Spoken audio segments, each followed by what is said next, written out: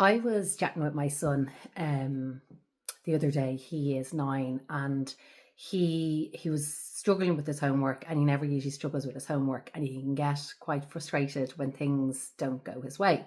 So I didn't speak to him in that moment of time because it's sometimes not the moment, and you chat to them when they're calm and explain to them, you can't be doing this. I'm here to help you in that. So anyway, I spoke to him later on in the evening, and we spoke about a few different things, and then he started to say to me, "Mummy, you don't understand all the things that are going on in my head." And I was like, "Oh, well, tell me." And he's like, "I think about so much the entire time." And I was like, "Well, what are the things that you think about?"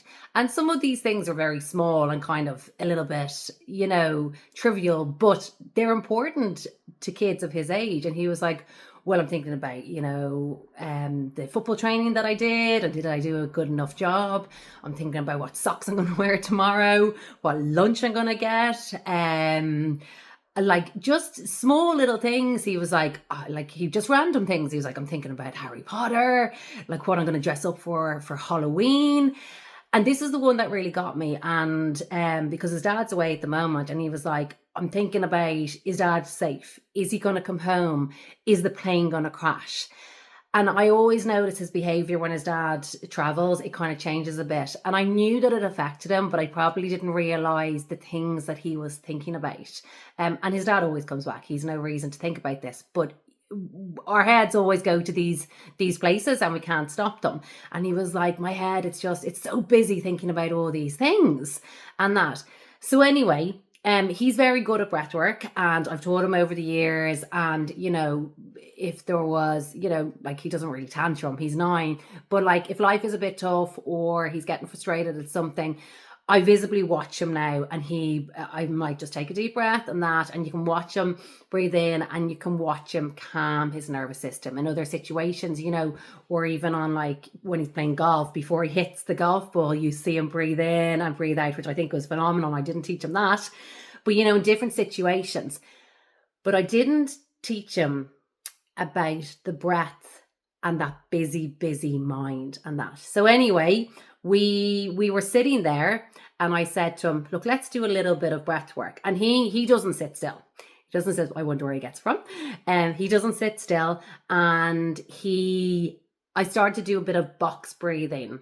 And now, bearing in mind, his head was buzzing of all these different things that are going on. So I was like, "Let's do a little bit of box breathing." He automatically thought he was going to start boxing and that. But I was like, "No, we're going to count in for 3. We're going to hold for 3. We're going to count out for 3, and we're going to hold for 3. And look, for his age, it was quite difficult for him to understand in, hold, out, and hold and that. And at the start, I could see him, and he was like, and breathing in and that. But as I was like, "Look, watch me." And I did it in slowly, and I held, and I went out slowly, and I held. And I was able to read if he was capable of it or not. And he found the box breathing, and it can be. He found it a little bit tough. So I was like, because he kind of was like, when do I breathe, when do I not? And adults can find that tough as well, unless they're guided through it. So then I was like, "Look, let's do," and I obviously didn't, I was like, "Let's do another type of breath work, which is vagus nerve breathing."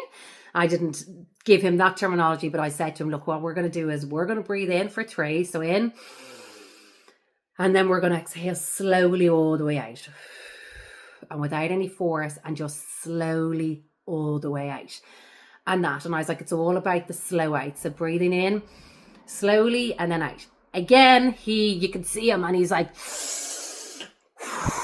but I was like, "Look, watch me." And I breathed it in slowly, and I really gently all the way out. And we did about 10 rounds of this. And I could see from the start him being like, and that, to him calming, him completely calming, and just the smile beginning to form in his face. And I said to him there, and then I was like, "What were you thinking about?" And he was like, "Nothing." Because he was focused on the breath and being present. And his face just lit up, and that was precious. And I just was like, he was like, "Oh my God, I wasn't thinking about anything," and that. And that's why I do breathwork for a number of reasons. I bring it into my sleep practice with parents, with toddlers, but kids as well. And I was at a talk the other night in my kids' school, and it's a bit for older kids and for teenagers and about digital and that. But what was very eye-opening was the anxiety and the overwhelm. And I felt guilty when my mind is really, really busy, but I didn't even think how my son's mind could be so busy.